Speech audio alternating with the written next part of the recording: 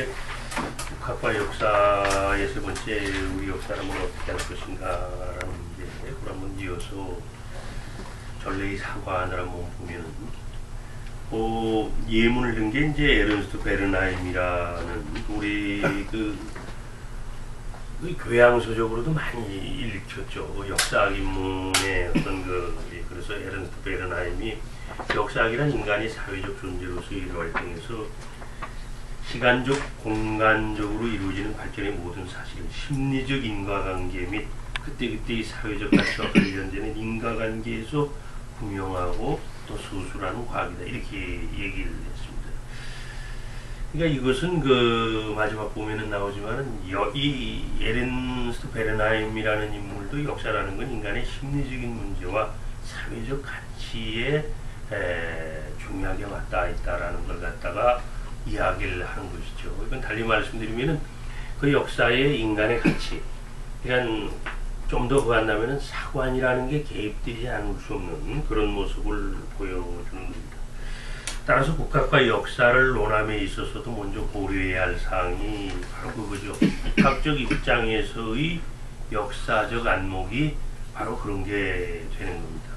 그래서 들어가 보면은 그러므로 국학을 통한 우리 역사를 논함에 있어서도 특히 이제 그 신교의 정신은 불가분의 관계를 갖죠. 신교라는 건 이제 우리 전래 고유한 어떤 단군 혹은 그 이전부터 내려오는 어떤 그 종교적 사유, 이걸 갖다가 신교다 이렇게 우리가 이제 그 표현을 많이 하지 않습니까? 그런데 역사와 종교가 불가분의 관계에 있다라고 하는 것은 그 역사를 어떻게 볼 것인가라고 하는 어떤 책으로서 이것도 상당히 많이 70년대, 80년대에 읽힌 책인데 브루카르트는 그런 얘기를 거기서 하죠.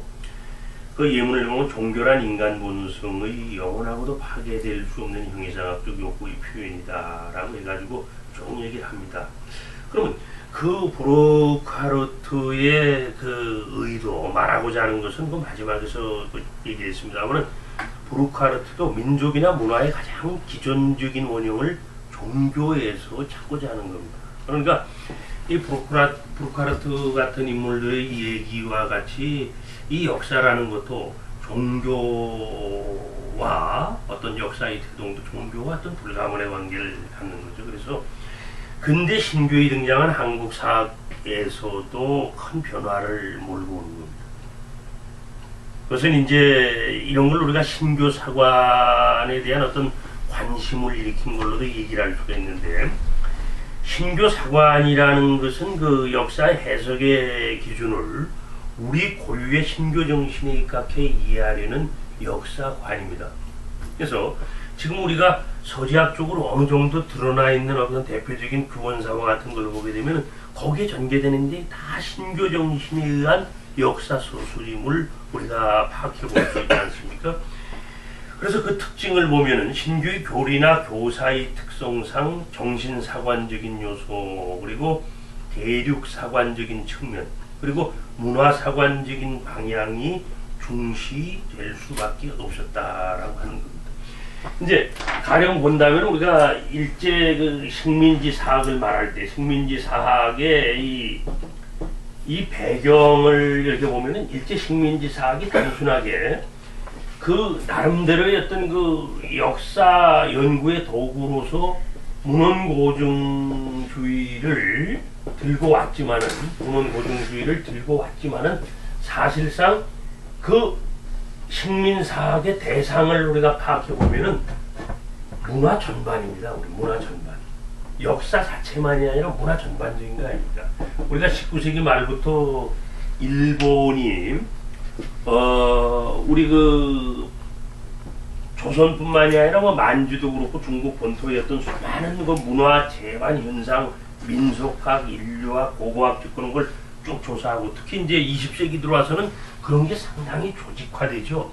상당히 조직화되고 이렇게 나타나는 건데, 그래서 가만히 생각을 해보면은 왜 우리 국학 선배들이 이 식민사학의 어떤 대항을 하면서 단순히 어떤 그 이 독립운동을 감에 있어서 이 무장투쟁,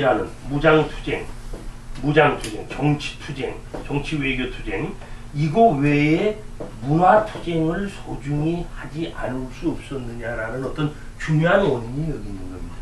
이 사람들은 식민지 사학이라는 어떤 이 개념을 포함하는 식민지 문화화는 우리 모든 문화 전체의 현상을 갖다가 말살시키고 일본화하려는 데 있는 거 아닙니까? 거기에 대표적인 게 문사철이란 말이에요. 어문이나 역사나 또 철학이나 이런 걸 깡그리 없애려는, 그래서 신채호 또 박은식 뭐 이런 등등의 이런 인물들이 필봉을 휘두르면서 왜 그들이 무장운동, 정치운동, 문화운동을 갖다가 동시에 드러내지 않을 수 없었느냐라는 중요한 그 원인이 여기 있는 거죠. 그리고 우리가 흔히 얘기할 때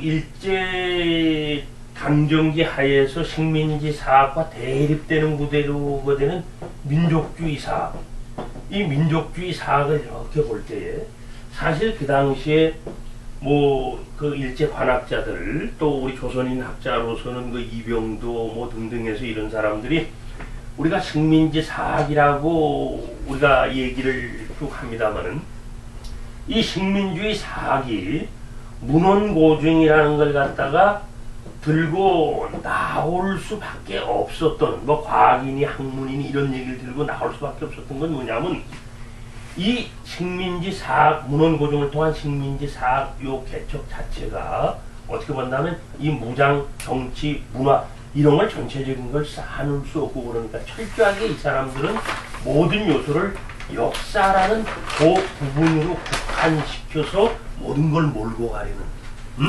그런 데서 나타나는 거죠. 그리고 사실 요런 논리는 지금도 그대로 나타나고 있는 겁니다. 역사라는 것은 역사 외적인 거를 쉽게 끌어들여서도 안 되고 또 갖다 붙여서도 안 된다. 이게 아직도 강하게 있는 겁니다. 그러나 우리가 보면은 뒤에서 이제 얘기가 되겠습니다만은 근대 역사학의 출발이라고 얘기하는 전번에 말씀 올렸던 그 랑케 사학이 출발 당시부터 근대 정신의 도전을 받고 주변 학문으로부터 끝없는 도전을 받으면서 그게 다양한 형태로서 섞여 나오지 않습니까? 그런데 우린 유일하게 뭐냐, 이 역사라는 어떤 그것만 갖고 주변 학문과는 철저하게 담을 쌓으면서 이걸 지키겠다. 이거는 일제 강점기 때부터 전번에 우리가 뭐 청록판이 뭐 인생판이 어떤 그 문학 현상에서도 얘기를 드렸던 바와 같이 그들이 이 문헌고증이라는 역사의 객관화, 역사의 학문화라는 명분을 갖고 시대에서 도피하려는 수단이 바로 그게 아주 중요하게 나타나는 게 요 문헌고증주의적 식민사학이다 이렇게 보십니다. 거꾸로 말씀드리면 여기서 간 것처럼 왜 김교훈이나 신채호나 박은식 같은 분들이 이 문화사관적인 성향을 전적으로 구하지 않을 수밖에 없는, 이 우리가 도전하는 모든 요소가 이러니까 이건 뒤에서 다시 한번 보겠습니다.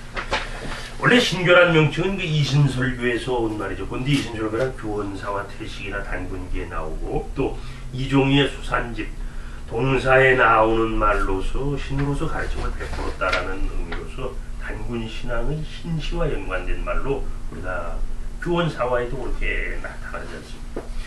그리고 다음 페이지는 근대 단군신앙을 재천명한 백봉 집단에서도 전래 단군신앙이 바로 신교임을 거기서는 그렇게 정리를 하고 있죠. 또 마지막 곡을 보면은 인용문에서 뒷날 역사가가 본교를 선교라 칭하는 것이 간혹 있지만 그 연원은 어떻게 신교다. 신교에서 이제 이 근원을 둔다라는 거 아니죠. 근데 이 신교라는 것은 이 우리 동북아 시대에서도 향후 굉장히 중요한 어떤 이 문화적 아이콘이 되는 건데, 우리가 알겠습니다만 우리 한국과 중국과 일본을 이렇게 놓고 볼 때 지금 일본은 뭡니까? 그 공개적으로 혹은 비공개적으로 한국의 신교를 갖다가 일본의 신도로 완성시켰다는 게 아니겠습니까? 이 일본 신도의 원류가 반대에서 왔다라는 거, 우리 어떤 한국 이 한반도로부터 왔다라는 건 일본 학자들도 다 긍정을 하고 그게 어떤 문헌이나 고고학적으로도 다 나타나지 않습니까? 근데 이 사람들이 강변하는 건 뭐냐면은 그런 이 우리 한반도의 신도가 일본에 와서 완성이 됐다. 그리고 지금 한반도에는 없지 않느냐. 이렇게 지금 그걸 하고 있습니다. 그리고 중국은 지금 어떤 딜레마에 빠져 있느냐 하게 되면 국학을 갖다가 재천명하면서 유교를 갖다가 국학 정신의 중심으로 뒀습니다만은 뭐 잘 아시는 바와 같이 저쪽 그 발해 또 요하 이쪽에 있는 그 홍산 문화라고 얘기하는 그런 게 드러나면서 지금 공자의 유교 갖고는 그 몇천 년 이전에 그걸 쌓아놓을 수가 없지 않습니까? 그래서 지금 새로운 어떤 그 홍산 문화에 대한 여러 연구나 만주 지역에 대한 여러 연구가 궁극적으로 이 바로 우리가 그들이 어떻게 부를진 모르지만 이거로 연결되지 않겠냐. 우리 한국도 사실 마찬가지죠. 한국 문화의 태동이 이 신교의 여명에서 열렸던 것과 마찬가지로 또 우리 민족의 위기가 있을 때마다 고개를 들었던 게 바로 이게 신교입니다. 예? 단군의 어떤 정신이나 이런 걸 토대로 한 신교의 어떤 그 고개를 들음이 우리 민족운동으로 많이 드러나고 또 이 신교가 그 최치원이 말하는 날랑비 서문에서 말하는 풍류도의 어떤 그런 게 바로 신교, 흉묘지도의 이게 바로 그거 아니겠습니까? 그래서 보면은 정신사관적인 측면에서 보면 우리 사학사 이런 걸 유교사관, 불교사관, 신교사관 이 한영호 교수나 이런 사람들은 이만희 교수나 이런 사람들이 이걸 도가사관이라고 신교사관을 도가사관이라고 얘기를 합니다만 따라서 국학적 입장에서 역사를 바로 세운다는 것은 뭐겠습니까? 한마디로 말씀드리면 신교적 입장에서 도가적 입장에서 역사 인식을 바꾸는 겁니다. 그래서 거기서는 반도 중심의 역사관을 대륙 중심으로 확산시키는 것이고 또 신교 문화를 복원하고 그것의 정체성을 부여하는 작업 이것이 바로 본다면은 우리 신교 사관의 어떤 그게 아니야. 그리고 또 보면은 다음 단락 보면 이러한 요소들이 강조는 당연히 민족적 성향을 강하게 나타낼 수밖에 없었던 거죠. 우리가 지난날 중화적 유교사관과 불교적 제석사관에 얽매인 신교사관을 복원해 타율성, 정체성, 반도사관으로 위장된 일제 식민사학에 적극 대항하는 민족주의 사학으로 자리 잡아가지 않습니다. 더욱이 이러한 역사의식은 민족적 자주성과 고유성의 고취를 통한 항일운동의 중요한 요소로 부각될 수밖에 없지 않습니다. 이건 뒤집어 말하면 뭐냐면 일제 강점기 하에서 이 신교의 근대적 부활을 외쳤던 어떤 집단이 대종교 아니겠습니까? 이 대종교라는 집단이 왜 유일하게 모든 종교를 다 망라해서 놓고 볼 때 왜 유일하게 친일이 되질 않았느냐? 이 원인을 여기서 찾을 수 있는 여타 이 대종교라는 종교를 빼놓고 거의 뭐 기독교, 불교, 천도교, 뭐 카톨릭 할 거 없이 모든 게 다 친일로 다 보이지 않습니까? 특히 40년대 들어서는 뭐 99%가 다 친일로 이렇게 돌아서고 뭐 목사들 할 거 없이 다 천도교도 마찬가지죠. 천도교도 불교 마찬가지고 그리고 이 캐톨릭은 어떤 분들은 캐톨릭이 뭐 큰 그걸 했다. 캐톨릭 자체는 사실 이 독립운동하고 처음부터 관계가 멀었던 집단입니다. 우리가 뭐 황사영의 백서에서 보는 것처럼 그 사람들은 민족의 어떤 이해관계가 아니라 그들은 호교론적 입장, 자기네 어떤 그 교를 어떻게 지키고 어떻게 확산시키느냐 그거에 기독교는 다 그런 거 아니겠습니까?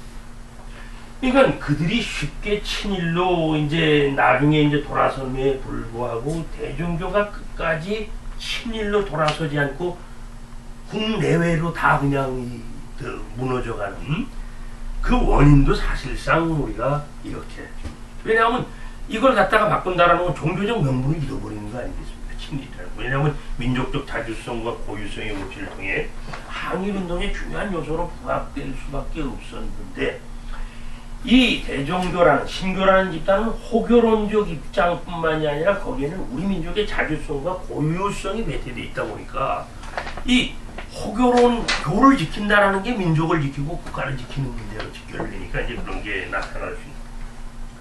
또한 이것은 신교가 종교적인 의미를 넘어 민족사의 측면에서도 중요한 당위성을 얻게 되는 이유가 되었다.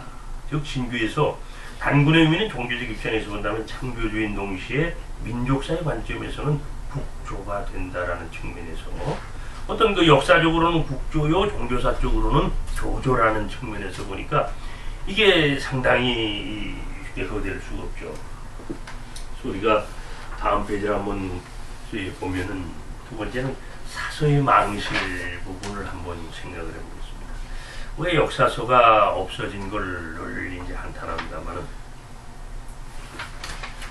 이 사서란 지나온 과거를 일정한 체계로 기록한 서적을 말하는 겁니다.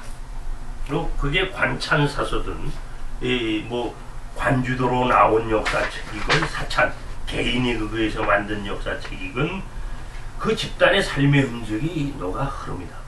과거 그 집단의 삶의 자치도 사서의 질과 양에 비례할 수밖에 없죠. 그러므로 침략의 뒤풀이로 반드시 분석 혹은 탈취가 나타나는 거죠. 이거 어떤 국가 간, 집단 간의 전쟁에서는 타 집단의 그 족보를 없애려는 그런 게 어떤 그 항상 승리자의 그 세레모니로 나타나지 않습니까? 반면 패배자에게는 치욕적인 굴욕을 안기는 방법이 바로 역사말살이죠. 그러므로 전쟁은 역사를 빼앗고 뺏기는 사전, 사전이라고 해도 지나친 표현은 아닐 것이다 라는 얘기입니다. 그러니까 우리나라를 보더라도 뭐 고려 동천왕 18년 위나라 장군 강구금이 고구려 수도 한도성을 공격해 많은 사설을 소각한 것으로부터 시작해서 뭐 다음 단락 고려 고종 때 몽고의 어떤 침략, 그래서 이제 그 뭐 사만국이 해동국이 이때 없어졌다는 얘기 아니겠습니까? 그리고 조선주에 들어와서는 이제 여러분 그 아시는 바와 같이 유교를 장려하면서 비유교 서적들을 일체 없애버리고, 또 임진왜란 당시는 사고 4대 사고 가운데 전주 사고만 남고 모두 소실이 되지 않습니까? 또 병자호란 때 그렇고 일제강점 이후 가깝게는 지금으로부터 한 90여 년 전에 그 일본이 식민지 교육 정책으로 공경을 동안에 탈북해 조업은 소각해버린 것이 그 대표적인 사례가 됩니다. 그러니까 우리 역사서를 잃어버린 것, 우리 역사의 망각 혹은 말살과 직접적으로 연결이 되는 것이죠. 아니, 이제 저희 물 있습니다.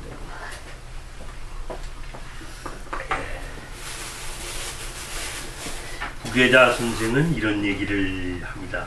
내가 말하고 이제 주원사화에 보면은 내가 말하고 싶은 것은 조선에 국사가 없다는 것이 가장 큰 걱정이다. 춘추를 이어 명문을 세우고 강목을 써서 정통과 윤통을 나뉘었는데 춘추와 강목은 중국 선비의 힘으로 수였다. 우리의 정서의 사서들은 여러 번 병화를 입어 다 흩어지고 없어졌다. 구세의 고루한 자들이 중국책에 빠져서 주나라를 높이는 사대주의만이 옳은 것이라 그 내 나라의 근본을 굳건히 세워 그것을 밝게 빛낼 줄 몰랐다.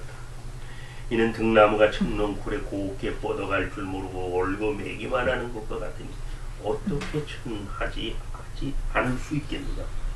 이런 단식이 이제 나옵니다. 부계자가 예. 부계자가 이 규원사화의 저자라고 하는 부계는 예.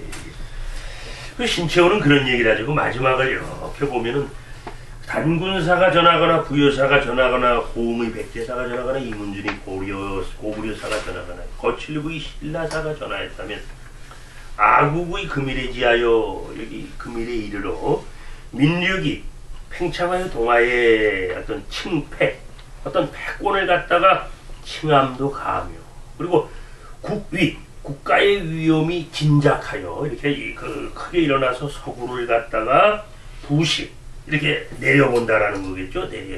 내려봄도 가하거늘 오라 고대의 그 필은 평화의 투하야 김토에 매하여 다 크게 묻혀버리고 일단편도 전치 못하고 전한 것은 노회의 사필뿐이라. 노회. 그러니까 이 노예 사가들의 이 역사적 필복만이 지금 남아있을 뿐이다라고 절규한 신채호의 종소도 마찬가지입니다. 역사서다운 사서는 모두 없어지고 노예 무리들이 사필만이 남아있다고 한탄을 하는 겁니다. 그러나 우리 역사서의 순환 속에서도 그 현존의 여부를 떠나 사서명을 확인할 수 있는 것만도 적지가 않죠, 사실. 그래서 조선조 세종 예종 성종 때 수서령에 나타나는 그 수많은 서목들을 보더라도 그 제목만 딱 보더라도 금방 감이 잡힙니다. 아, 이게 우리 고유한 어떤 신교하고 연관된 그런 어떤 정서를 담은 책이다. 이걸 제목만 보더라도 쉽게 알 수가 있는 것들이에요. 이런 게 이제 그 조선조에도 이 세조 예종 성종 때의 수서령을 보더라도 그때까지도 이게 이 세간에 떠돌아다녔다라는 거 아니겠습니까? 제가 이제 참 재밌는 문구 이 글호를 이렇게 한번 보면은 최남선 선생이 조선과학문회를 갖다가 1910년에 가지 않습니까? 조선과학문회를 딱 세우는데 이 조선과학문회의 어떤 그걸 대한매일신보에 광고를 낸 게 있어요. 그럼 대한매일신보에서 조선과학문회 이름으로 뭐라고 광고를 냈냐게 되면 이제 책을 구한다라고 광고를 낸 겁니다. 책을 구하는데 어떤 책을 구하느냐? 신라시대나 고려시대의 고서들을 갖다가 구한다. 만약에 그것이 있으면 우리에게 알려주면은 그걸 우리에게 팔지 않을 경우에는 우리가 정당하게 그걸 갖다가 필사하고 어떤 그 대가를 지불하고 그걸 우리에게 판다면 기꺼이 그거에 대한 대가를 지불하고 사겠다. 이런 광고를 냅니다. 그건 뭐냐면은 그 당시까지만 하더라도 사실상 그런 이 책들의 이름이 설왕설래했을 가능성이 큰 거예요. 이 1910년 그걸 제가 조선상고사나 조선상고문화사 이런 걸 신채호 선생의 글을 보더라도 거기에서 인용된 서목들이 그 당시에는 신채호가 보고 쓴 것 같은 것이 지금은 없는 제목들이 여러 권이 있습니다.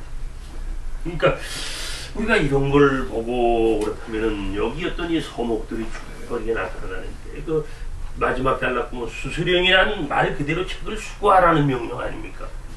조선서 수서령은 비교적 신고와 관련된 역사책을 조선조 정부 차원에서 수고한 것입니다. 그 서책명에 나타나는 의미가 유교와는 거리가 먼 것들이죠. 따라서 수서령의 정책 배경 역시 조선의 국시와 띄어 생각할 수가 없습니다. 조선의 국시는 바로 숙명의식과 직결이 되지 않습니까? 따라서 중화질서에 어긋나는 우리 주체의식은 쉽게 표출하기 힘든 상황입니다. 그건 국시를 거스른다는 것은 지금 반체제의 가치를 드러내는 거 아닙니까? 그리고 더욱이 숙명에 반한다는 것은 역천의 의미로까지 해석이 되었다. 다음엔 자명해지죠. 수서력이 포함된 책들이 비교적 우리 정체성을 드러내는 상고사 혹은 신교 가치를 담은 당대의 반체제 서적일 것임이 거의 숨기면 목을 베어 죽이겠다는 차명에 처하겠다라는 그 수서령의 그런 것도 있지 않습니까? 그 예종 때 그게 반포된 어떤 그 수서령 거기에 나오는데 그런 극단의 방법까지 동원한 이유가 이를 뒷받침하는 겁니다.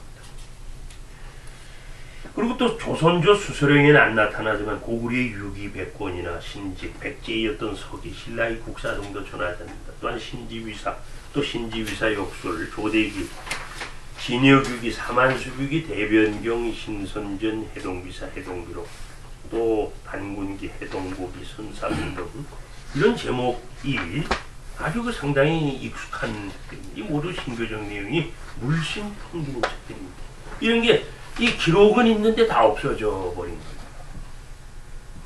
더 우리가 보면은 까닭에 신채호는 그런 얘기를 합니다. 그 마지막 어떤 그게 마지막 신채호는 국사를 국민의 거울이라고 말하면서 국사가 없으면 노예와 다름없음을 다음과 같이 피력을 하죠. 그 예문을 보게 되면 그 인용문을 국사는 국민의 명경이라 국사는 국민의 밝은 거울이라는 겁니다. 차 명경이 없으면 이 밝은 거울이 없으면 국민이 무엇을 쫓아 선조의 참모습을 우러러보며 이 명경이 없으면 국민이 무엇으로 말미암아 자가의 연출을 아름답고 추한 모습을 갖다가 상하며 이 명경이 없으면 국민이 무엇으로서 국수를 보존하여 자존할 줄 스스로 높일 줄 알며 이 명경이 없으면 국민이 무엇으로서 타인과 비교할 줄 알겠는가 폐일어나고 모든 걸 다 그냥 한마디로 딱 이렇게 다 모든 걸 다 한마디로 딱 말하면은 국사가 있어야 국민이 애조심도 유할지며 애국심도 유할지며 독립심도 유할지며 진취심도 유할지. 그러니까 국사가 없으면은 우리 어떤 바닥부터 해서 뭔가 변화된 어떤 그런 자존심을 하나씩 그럴 수 없다라는 걸 신채호는 얘기를 하죠. 근데 우리 역사의 어떤 그 기록을 이렇게 보면은 물론 삼국유사의 단군에 관한 어떤 기록이 이 뭡니까 그 비역사 소설로 이렇게 나타나 있다 이렇게 얘기를 합니다만은 이런 순환 속에서 우리 역사를 지키기 위한 노력도 없진 않죠. 네. 우리가 뭐 지금 소지학적인 문제가 여러 가지로 걸려서 해결이 안 되는 뭐 삼성기나 단군색이나 뭐 이런 것들이 쭉 거기 이제 지금 남아있지 않습니까? 그 다음 단락 보면 조선 초기를 주도한 세력 없이 단군론을 주도한 정통 단군론자들이라는 점에서 주목이 되는 겁니다.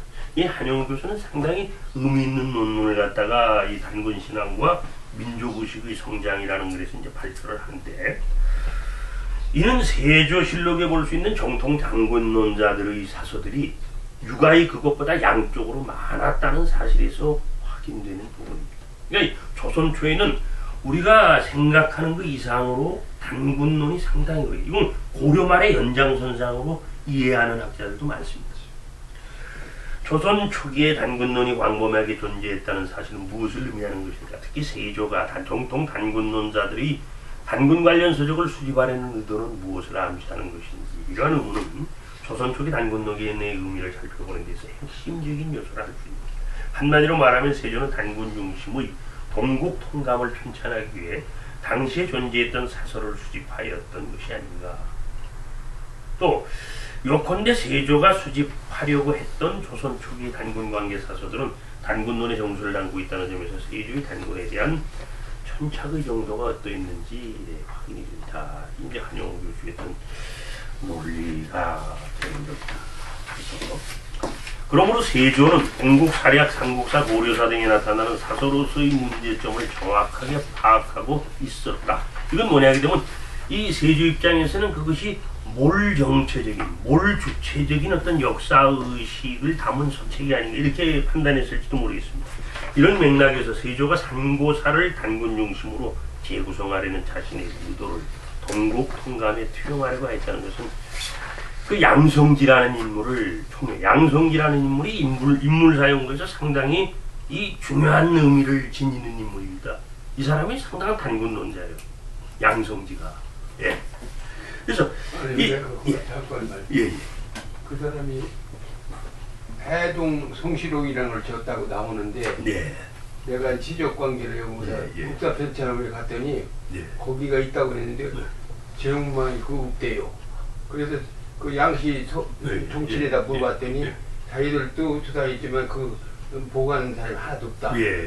그래서 해동 성시록이라는 책이 지금 그 어디 국사 편찬에 남아 있다는 겁니다. 있다고 나오더라고 인터넷에. 그래서 국사 편찬을 갔더니 아이고 뭐 그렇지 보니까 아무 데도 없고 주장과 같이 다 연락했더니 전혀 한 게 없고, 그 양시 종친에다 연락했더니 자기들도 그 책을 찾고 싶은데 기관이 끄니까 한 사람 보관하는 사람이 없다.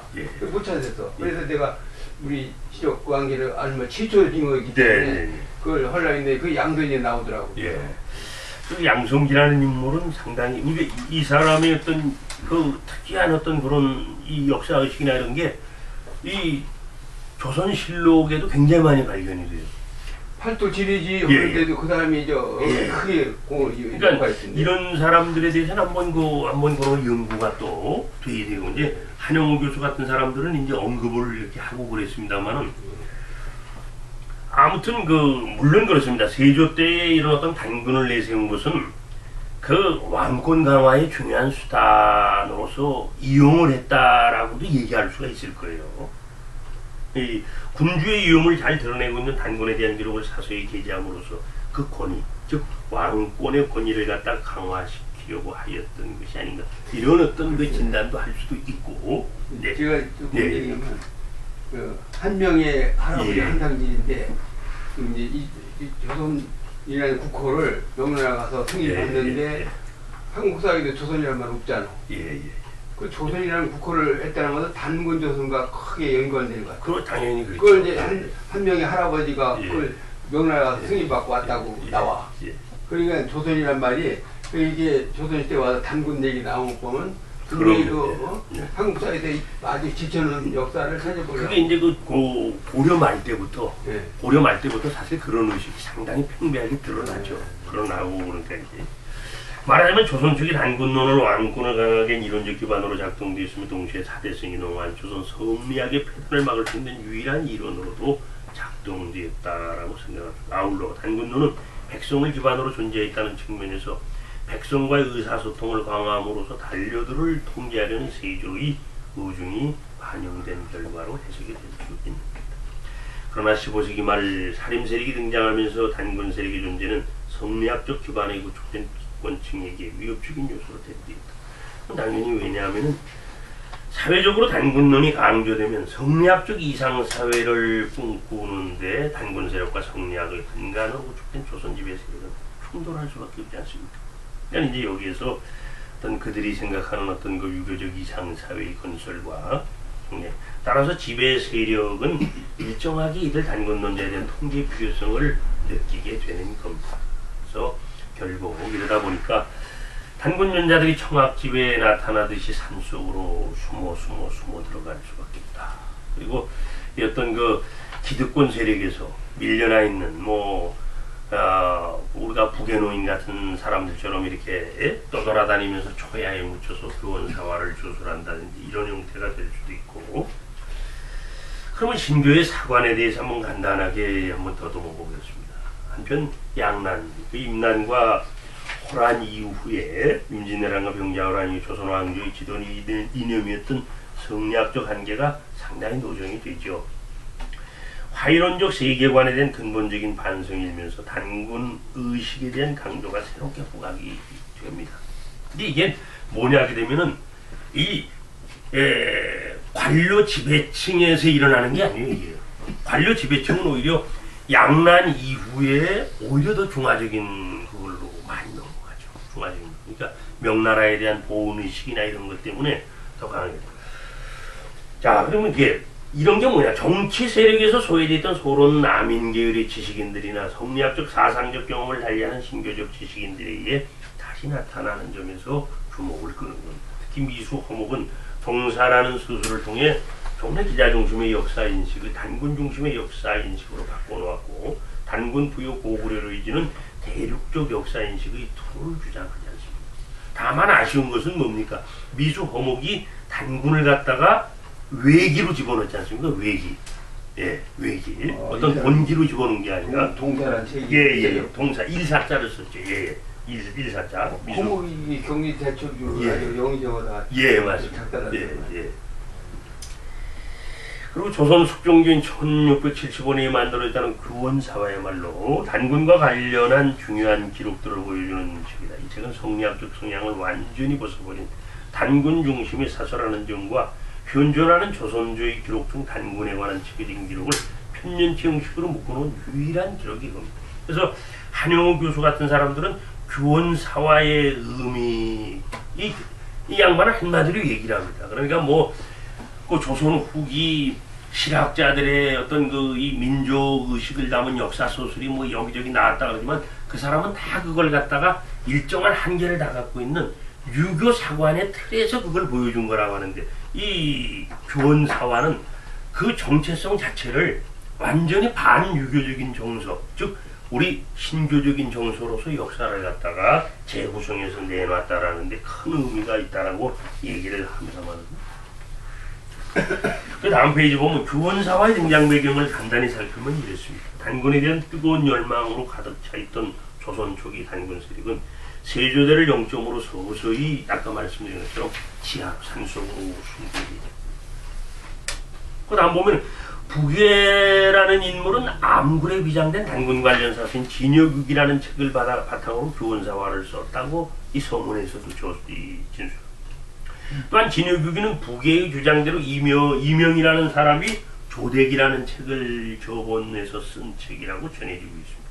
그러니까 조대기에서 진여국이가 또 진여국이에서 규원사화가 나타났다. 이렇게 개통으로 보면 그렇죠. 그러니까 이 규원사화에 지금 나타나 있는 어떤 바탕을 본다면은 조대기를 본으로 해서 진여국이가 나왔고 진여국을 본으로 해서 규원사화의 어떤 의식이 나왔다. 이렇게 볼 수 있는 겁니다. 아무튼 무게는 교원사화를 통해 유교에서 본질적으로 벗어나지 못한 호목 등의 탈성리학자들과는 완전히 다른 차원에서 성리학의 본질적 한결성을 냉철하게 지적합니다. 요건데 성리학에 편성한 단군론이 아니라 대부분이 그랬잖아요. 우리가 미수 호목이나 수산 이종이도 그렇고 거의 다 단군을 얘기하더라도 성리학에 편성한 단군론입니다. 즉 성리학의 범주, 중화적인 범주를 벗어나지 못한 단군론이었다면 이 교원사회에서는 그걸 벗어난 본성에 입각한 단군론을 제시하였다는 점에서 유학을 근간으로 한 단군론자들과의 차원이 다른 사상적 혁명성을 보이고 있다는 점에서 주목이 되는 겁니다.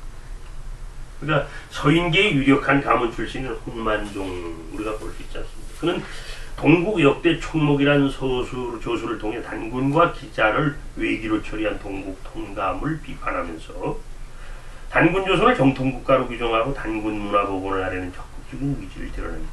또 그는 조선 단학의 연원을 중국의 전진교에서 찾고자 했던 한무의 해동전도력을 비판하죠. 그리고 그는 조선 단학파 연원이 단군에서 출발한다는 해동이적을 주술하기도 합니다. 18세기 들어 단군 존재를 강력하게 부각시킨 인물이 수산 이종입니다. 그는 이제 동사의 저수를 통해서 단군을 본기에 수록하면서 우리 민족 고대 신교의 근원을 단군에서 찾았죠. 그래 특히 이제 이 사람은 그 동사에서 신사지라는 어떤 제목으로서 거한 거에서 우리 신교의 어떤 그 역사적 자치를 최대한 어떤 구명해 보려고 노력하는 자치가 신사지에 드러나지 않습니까? 그렇게 드러나는 겁니다. 특히 19세기 말에는 한국 무속의 기원까지도 단군에서 찾으려는 기록이 나타나는데 1885년에 필사본으로 난 무당 내력. 근데 이건 지금 아직 서재학적인 결정이 나질 않았습니다만 지금 위서로 많이 판결이 되고 있죠.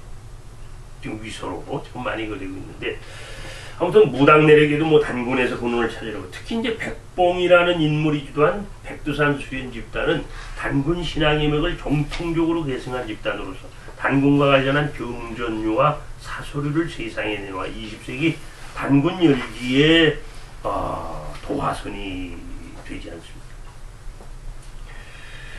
자, 그럼 이제 그 일제의 관학을 한번 보여보면 일제의 관학. 한편 일제는 대륙 침략의 야욕을 노골화시키면서 19세기 말부터 우리 역사에 대한 목적성 연구를 본격화합니다. 그런데 일본의 조선 연구의 출발은 원래 그 조선의 어떤 그 긍정적인 인식으로 출발을 합니다. 에도 시대 그 일본의 주자학자들이 조선의 주자, 특히 이태계의 학문을 존경 연구하는 입장에서 시작된 거예요. 그래서 어떤 학자들은 그래서 그런 얘기를 해요. 일본도 이렇게 이태계를 존경하고. 근데 제가 이렇게 그걸 이렇게 자료를 이렇게 찾아보니까 에도 시대 일본의 유학자들이 이태계를 존경한 게 아니라 이태계가 철저한 중화주의 학풍을 아주 충실하게 드러냈다. 그걸 존경한 겁니다. 그걸 존경하는 거예요. 그러니까 이태계 개인적인 그게 아니라 원래는 이렇게 그러니까 우리 어떤 긍정적인 시각으로 조선 연구가 시작됐던 것이 이게 어떻게 됩니까? 일본의 고사기, 일본 서기 및 그 밖에 일본 도전을 연구하는 국학자들이 등장을 하면서 일본이 태고 시대부터 조선을 지배해왔다는 주장을 펼치게 되는 겁니다. 이 사람들은 조선 멸치론이 조선 존경론이 조선 멸치론으로 바뀌는 거예요. 이 국학자들에게서 조선 옛날부터 문명도 없고 이렇게 떠들면서 이 국학자들은 그거 하지 않습니까? 이게 이제 일선 동조론의 어떤 기원이 되는 건데 에도 시대 때 이미 일선 동조론이 맹아 싹이 거기서 이제 드러나고 있습니다. 그리고 이들이 형성한 조선과는 바꾸고 그 막부 말기 정한론, 메이지 이후에 조선 침략의 유력한 관념적 지지가 되었고 소위 일선 동조론 혹은 일영론으로 불리우는 의식으로 고착화된다. 그러니까 어떤 그 일제 식민사관의 역사적인 뿌리는 이미 에도 시대부터 철저하게 준비가 되어 20세기 초 일본의 한국 침략이 본격화되면서 일제히 한국사연구는 그들이 침략 행위를 정당화하는 방향으로 나아가게 됩니다. 소위 식민주의 사학을 전멸시키는 거 아니겠습니까? 그러니까 식민지 사학의 목적은 한국의 식민지화를 역사적 근지에서 정당화하려는 그 내용이 지금 한국사의 타율성론과 정체성론을 강조함에 있다라는 겁니다. 그러니까 이 타율성론은 그거 이제 쭉 나옵니다만은 그 타율성론은 그 마지막 단락 마지막 만선사관 만주와 조선을 하나로 묶어서 이해함으로써 조선의 정체성을 없애려고 반도적 성격론 그 운명적으로 조선은 이 반도에서 옛날부터 그냥 우여곡적으로 남의 어떤 그 간섭이나 받으면서 비주체적으로 살아왔다라는 그렇게 그리고 사대주의론 항상 조선은 남한테 고개 숙이면서 손을 비비면서 그렇게 살아왔다라는 거 아니겠습니까? 또한 정체성론은 한국이 왕조교체 등 사회변혁에도 불구하고 사회경제구조에 아무런 발전을 가져오지 못했습니다. 특히 근대 사회로의 이행에 필요한 봉건사회를 가지지 못하고 전근대적인 단계에 머물러 있다는 거 아니겠습니까? 대표적으로 그 후쿠다라는 어떤 경제학자는 20세기 초에 우리의 경제 상황을 일본의 10세기 때의 어떤 그거랑 같다라고 그런 거 아니겠습니까?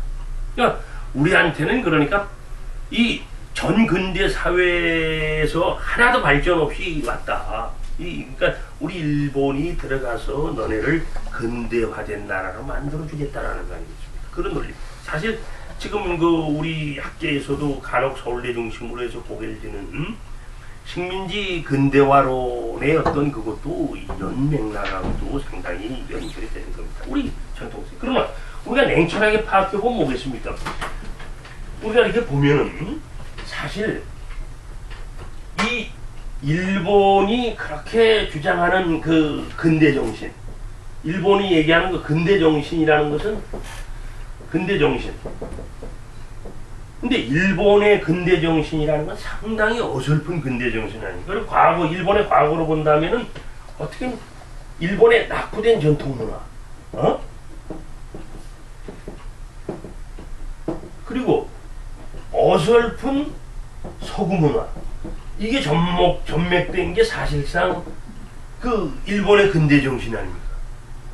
우리가 이 시대를 이렇게 볼 때 만약에 어떤 고대가 있고 중세가 있고 그리고 근세가 있다, 근대가 있다 이렇게 한번 놓고 볼 때 사실 중세까지 철저하게 조선의 시해를 받은 게 일본 문이 아닙니다. 역사적으로 보거나 문화적으로 보거나 뭐 그건 기록으로도 나타나죠. 고고학적으로도 보고 마찬가지로 고대에서 중세까지 보게 되면 철저하게 우리나라의 시를 받은 문화가 사실 일본 문화랍니다. 그런 것이 어떻게 본다면은 근대화의 변화를 갖다가 놓친 틈을 타서 우리 어떤 이 조선이라는 나라가 근대화의 어떤 능동적 변화를 놓친 틈을 타서 그들이 근대 정신을 끌고 들어온 게 우리 식민지 근대 정신 아니겠습니까? 근데 중요한 건 뭐냐 하게 되면 일본의 근대 정신이라는 건 아주 낙후된 전통 문화입니다. 훈도시참 냉철하게 말하는 거 아닙니까? 조선 어떤 그리고 이들이 뭐 당시 서구 문화를 갖다가 능동적으로 다 이해해서 받아들인 것도 아니란 말이에요. 그들도 그냥 서구 문화에 정말 그 주워 맞으면서 그런 어설픈 서구 문화가 결합된 것이 사실 이거란 말이에요. 근데 제가 왜 이 말씀을 올리냐 하면은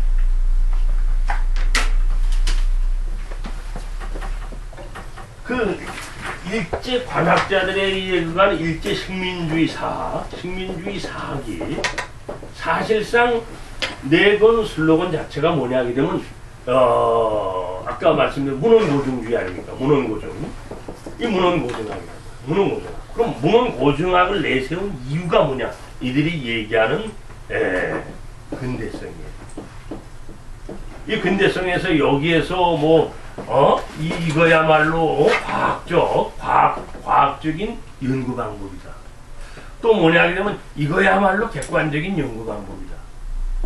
이렇게 여기에서 이게 어떤 그 근대 정신을 찾고 있습니다만은 일제 관학에 그거한 어떤 그 문헌고증학이 근데 냉철하게 보면은 이 근대 정신이라는 것은 과학성은 사실 부수적인 겁니다. 창조성과 더불어서 창조성, 다양성, 그리고 과학성 이런 여러 어떤 그 성격이 이 복합적으로 나타나는 이게 사실 우리가 흔히 얘기하는 어떤 이 세계사적으로 보면 근대 정신인데 과연 이 문헌고증학을 통한 식민주의 사학의 창조성이 어딨냐? 우리 창조성을 우리 이 정체성을 깡그리 무너뜨린 거 아닙니까? 다양성이 거기 어디 있습니까? 아까 말씀드렸잖아요. 마치 문헌고증주의 사학에서는 주변 학문의 도움을 받는 것을 철저하게 비과학적으로 생각합니다. 뭐 인류학이나 민속학이나 국문학이나 철저하게 담을 쌓은 거 아니에요? 그러면서 오직 이 문헌고증학이야말로 역사 연구 방법에서 가장 과학적인 학술적인 연구 방법이다. 이게 바로 일본 관학자들이 또 거기에 길들여진 우리 식민주의 역사학자들이 부르짖는 근대 정신이라는 거. 이걸 우리가 생각해 볼 수가 있죠. 그런데 우리가 뒤집어 보게 되면 그들의 근대 정신이라는 사실 본질이라는 것은 그 일본의 낙후된 전통 문화와 그 어설픈 서구 문화가 이 나타나 있는 아주 불완전한 비체계적인 그런 어떤 근대 정신의 어떤 모양새다. 우리가 생각을 해볼 수가 있습니다. 네. 그래서 이제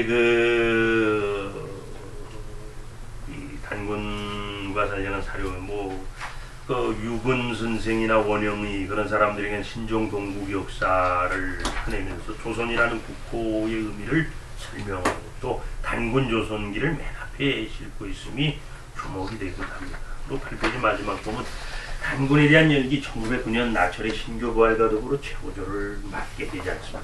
아까 말씀드린 바와 같이 다음 페이지를 보면은 이러한 상고사와 단군에 대한 역사 문화적 의미를 근대 최초로 집성한 획기적 자료집이 사실 단조사고라고 저는 생각합니다. 이 단조사고라는 책이 크게 어떤 뭐라 그럴까 이 주목을 못 받습니다만은 사실 근대 단군 사료집 최초의 이게 단조사고 아니겠습니까? 이 단조사고가 근대 최초의 단군 사료집이라는 말이 김규원, 유근, 박은식 등에 의해 엮어진 이 책은 역사 속에 흩어진 단군과 우리 상고사의 흔적들을 정성스레 모은 것으로 관찬사서부터 폐사에 이르기까지 풍망나게 있죠. 단군이 탄생하여 우화할 때까지의 업적과 단군이 직접 혹은 간접으로 연결된 문화적 자치까지 낱낱이 나타나. 까닭에 단조사고는 단군과 관련한 역사서면서 문화서인 동시에 사상서라고 해도 무방하죠. 특히 김교원은 그의 저술인 신단민사, 신단실기, 배달료 역사에서 단조사고의 자료를 중심으로 실존하는 단군의 역사관을 정립시키듯 아주 크게 노력합니다. 이 신단민사는 뭐겠습니까? 우리 사학사 쪽으로도 굉장한 의미가 있는 책이죠. 이건 뭐냐면 한마디로 근대 최초의 통사예요. 이게 우리 근대 최초의 통사가 이거 아닙니까? 이 단조사고 그 신단민사가 우리 근대 최초의 어떤 통사라는 말이죠. 그래서 거기에 쭉 나타나고 또 배달료 국사는 이 신단민사를 간추려 놓은 거죠. 원래 이건 대한민국 임시정부가 발행 주체로 되어 있습니다. 그리고 신단민사의 굵은 줄기를 배달료 역사에서 이렇게 볼 수 있고 신단실기는 단군의 사적이나 신교 사상에 대한 자취를 모아 자료집의 성격으로 정리해 놓고 있다.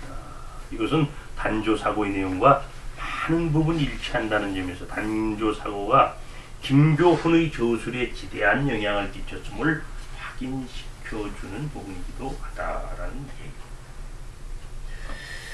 그래서 다음 7번째 사관의 성찰 부분을 한번 보면 저는 이제 문득 유몽인의 어우야담에 기록된 한상국의 농사라는 거. 이건 우리가 많이 옛 어린이 글에도 많이 나오고 한상국의 농사를 한국이라는 건 재상을 얘기하는 거 아니겠습니까? 이 상국 한흥인이라는 농사의 어설픈 인물이 농사의 어떤 농사를 잘 모르는 어설픈 인물이 농사를 짓는데 벼와 강아지 풀을 랑유를 구별 못해 벼를 다 뽑아버리고 진정한 농사꾼인 양 옷줄 되는 이야기가 바로 한상국의 농사 어우야담에 나오는 그거 아니겠습니까? 혹여 우리 역사학이 이런 것은 아닐까? 역사의 어설픈 이들이 우리 역사를 기록한답시고 남의 다리를 긁어준 것은 아닌지 한편으로는 궁금하다는 겁니다. 신치호는 우리의 얼굴과 혹도 구별 못하는 사가들을 다음과 같이 비판하는 게 나옵니다.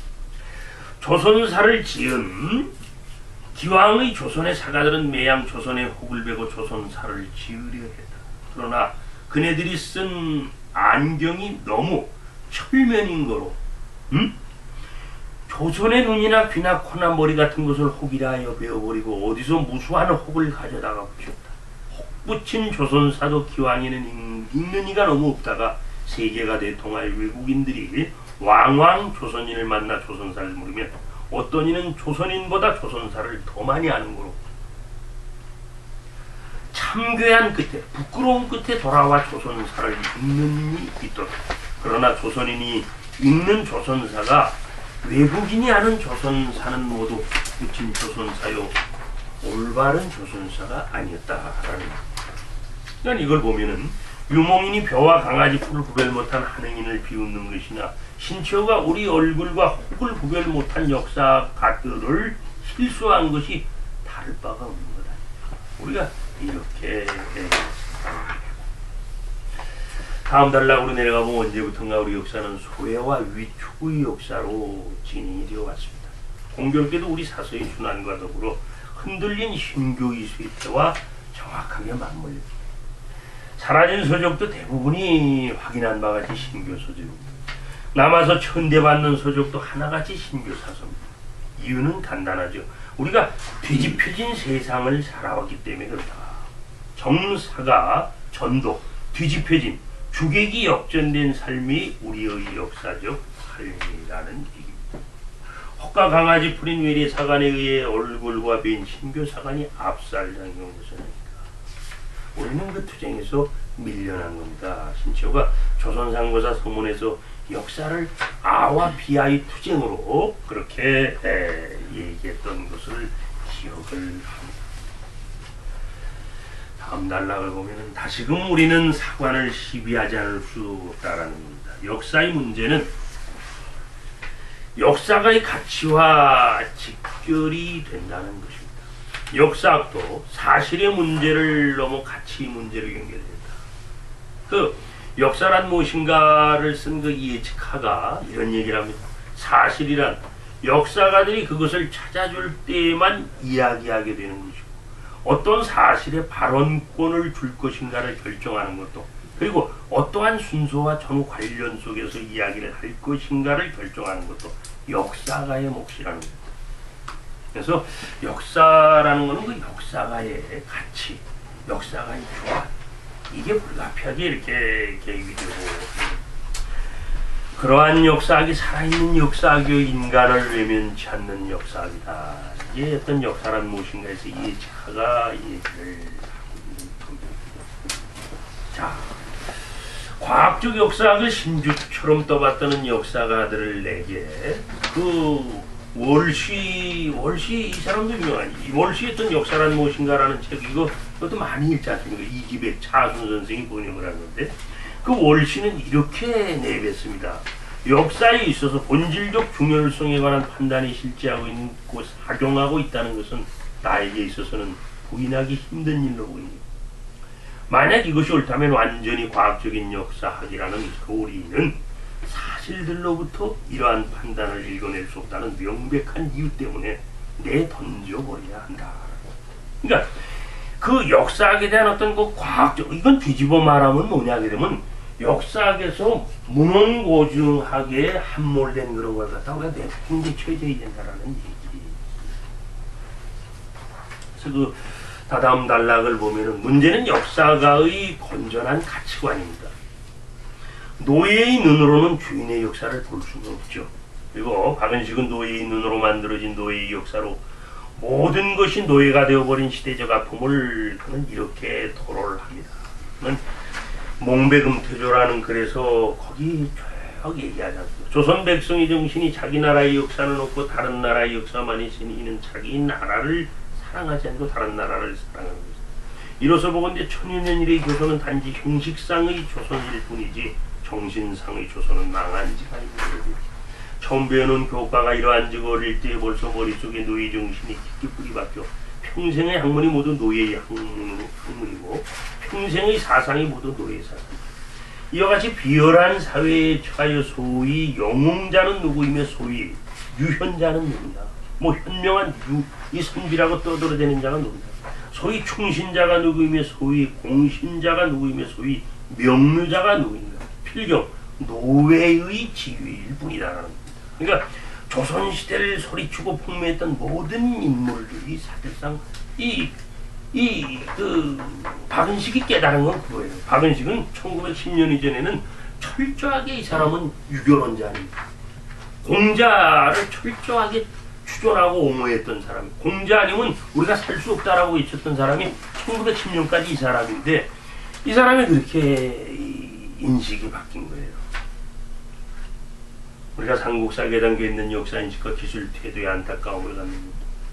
역사가의 가치관, 곧 사관 때문입니다. 김부식과 함께 이 책을 지은 사관들은 유교 사관에 젖은 유학자들 아닙니다. 공자가 쓴 춘추는 경전으로 꼽힐 정도로 뚜렷한 사관을 제시한 책입니다. 어지러운 춘추 시대의 정통을 강조하고 난신적자를 여지없이 매도하는 사관을 담고 있는 게 이 공자의 춘추입니다. 진날 유학자들은 공자 유교 사관을 충실히 따랐다. 김부식 역시 마찬가지 아닙니다. 그러므로 삼국사기는 임금의 인덕을 강조하고 신하의 충성을, 또 자식은 효도를, 여자는 정조를 다하는 실천도덕을 중심으로 나타난 이야기는 빼버리고 현실성 있는 사실을 위로죠. 말하자면 유교적 합리주의에 바탕한 역사기술 방법을 택한 것이다. 그리고 우리의 신교적인 속성들은 다 허탄하고 현실성이 없는 것으로 해서 다 매도되고, 이런 어떤 그걸 우리가 볼 수가 있습니다. 우리가 다음 단락으로 넘어가고는 더불어 이제 고고학이나 금성문학이나 고전학 등의 주변을 살필 줄 모르는 우리 역사학의 고집도 문제죠. 요하, 뭐 발해, 홍산, 뭐 어떤 거래도 좋습니다. 그런 문명권에서 발견되는 수많은 유물들은 우리 상고사 가장 가깝게 와닿는다는 거죠. 또 일본에서 발견되는 유물들 역시 우리 고대사의 연장으로서의 일본사를 분명하게 보여주고 있습니다. 일본 학자들도 그걸 주장을 하지 않습니다. 거기에 이제 이런 얘기를 여러분 한번 봅시다. 이렇게 그 예치카가 역사란 무엇인가에서 이런 얘기예요. 역사가를 정확하다고 해서 칭찬한다는 것은 잘 말린 목재를 썼다거나 잘 혼합된 콘크리트를 썼다고 해서 건축가를 칭찬하는 것이나 마찬가지입니다. 그것은 거의 일의 필요 조건이지 본질적인 기능은 아닌 것입니다. 이런 유의 일이라면 역사가들은 당연히 역사학의 보조 과학이라고 불리는 고고학, 금성문학, 고전학, 연대학 등등에 의뢰할 권리를 가진다. 역사학이 주변 학문에 눈을 돌리고 기댈 때 역사학자들이 이거에 기댈 때 진정한 역사를 볼 수 있다는 거 아니겠습니까? 그러니까 이에치카의 이런 주장은 이제 역사학의 상식입니다. 사실은 이미 이거는 서양에서는 이런 역사인식이 랑케 사관이 등장할 때부터 같이 고개를 들었다라고 말씀을 드리지 않습니다. 18세기 때부터 이미 들었는데 우리는 아직까지도 이런 어떤 철저하게 역사학자들이 담을 쌓으면서 외면하는 그런 모습을 우리는 보는 겁니다. 그래요. 우리가 그 마지막 부분 본성을 잃어버린 자는 대상도 직시하지 못한다. 우리의 본성은 무엇인가? 우리 정체성이지. 그것은 바로 역사가의 올바른 가치관이기도 합니다. 본바탕, 즉 본성을 망각하면 모든 것이 부질없다는 부계자의 말을 한번 기억해보자. 부계자는 이제 그 만설, 교원사 만설에서 그런 얘기를 합니다. 내가 일찍이 말하기를 강한 나라의 요건에는 세 가지가 있다 했으니까 첫 번째가 땅이 넓고 산물이 풍부한 것이고, 두 번째가 사람이 많으면서 화합하는 것이고, 세 번째는 항상 그 본바탕을 지키며 자신의 장점을 잊지 않는 것이라고 부계자는 말을 합니다. 이는 지리적 이학과 사람의 화학과 본바탕의 보존을 갖다가 이걸 국수보성이라고 얘기를 하지 않습니까? 그러나 조선은 지리적인 이득을 얻었으나 온전한 것이 못되며 사람들은 화합을 이룬 데다 본바탕을 망각하고 있습니다. 이것은 만세에 걸친 근심이라 할 것이다. 그러니까 세 가지 요건을 다 잃어버렸다 이런 얘기입니다. 조선이. 지리적인 이득을 얻었으나 온전한 것이 못된다면 무엇을 말하는가 하고 한탄하는 모습을 우리가 생각을 해보는 거죠. 이 궁극적으로 다시 우리가 말씀 올려보면은 역사학이라는 것은 이 어떤 그 문헌고증이라는 어떤 이거는 사실상 하나의 방법, 수단 이거라고 말씀을 우리가 드렸지 않습니까? 이건 방법이자 수단이지. 이건 마치 이런 거랑 똑같은 겁니다. 우리가 지금 뭐 지금도 그렇지 않습니까? 민주주의 이걸 갖다가 어떤 사람들은 우리 국가, 우리 민족이 궁극적으로 가야 할 길로 생각을 하는 거예요. 그러나 민주주의라는 건 삶의 방편이죠. 어떻게 이게 민주주의가 우리의 이상, 우리가 뭐 민주주의 하려고 이 세상에 태어난 건 아닙니다. 이 민주주의, 공산주의 다 삶의 방편이에요. 삶의 방편이에요. 이건 정치학 개론에서도 나오는 거예요. 민주주의라는 건 삶의 방편이다. 공산주의 다 마찬가지란 말이에요. 궁극적으로 뭐냐 하게 되면은 그 집단이 어떻게 올바르게 살아가느냐. 그걸 위해서 뭐 사회민주주의를 택하건 뭐 공산주의를 택하건 민주주의를 택하건 이런 삶의 방편 그런 게 그건 역사에 따라 또 바뀌고 시대에 따라 또 변화되고 수정이 되고 이런 걸 많이 보지 않습니까? 마찬가지로 문헌고증학이라는 것도 역사학을 접근하는 한 방법이자 수단이지 이게 전부는 아니다.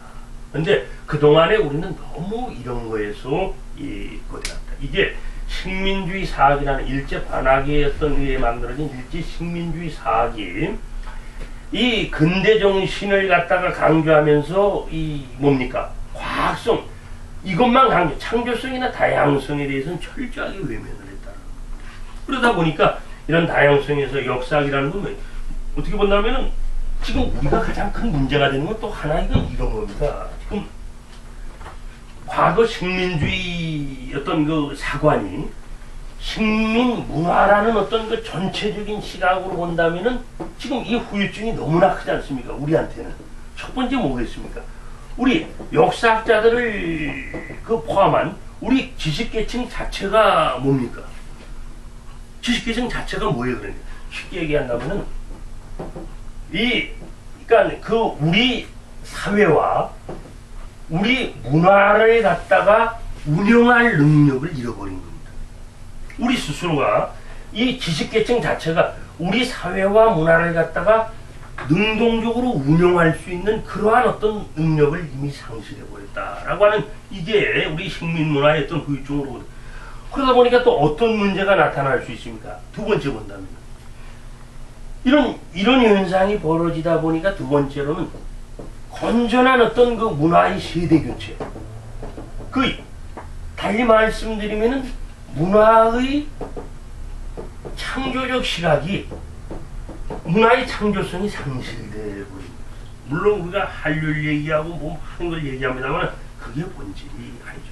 그리고 또 하나 우리가 생각을 해본다면 이거 뭐 다 나타납니다만은 이 식민 문화가 뭐고, 또 외세 문화가 뭐고, 이걸 갖다가 척도, 형량을 할 수 있는 게이지, 즉 기준점을 잃어버렸다는 겁니다.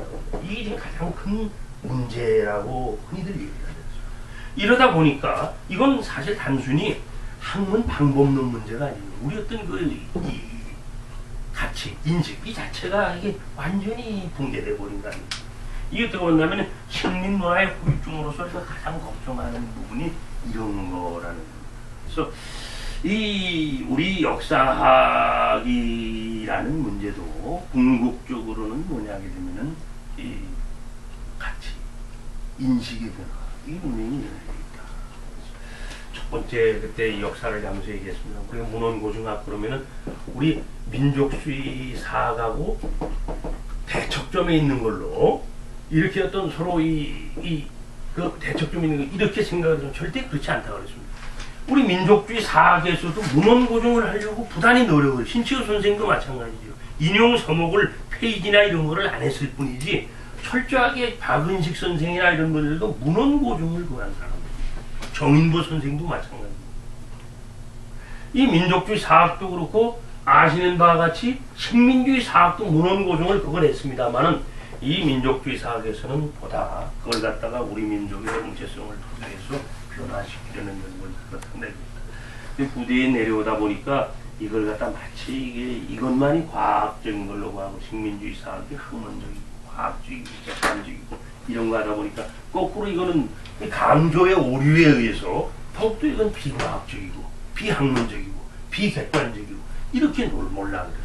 그러면 이 시기에 뭐냐면 박은식의 글이나 신초의 글은 단순한 소설로 전락돼 버린 이런 모양을 갖게 됐다라는 걸 한번 생각을 해봅니다. 다시 말씀드립니다만 이 가치의 이 변화가 없이는 우리 역사 연구의 이 변화도 쉽진 않다 이런 말씀을 올리면서 오늘 끝내도록 하겠습니다.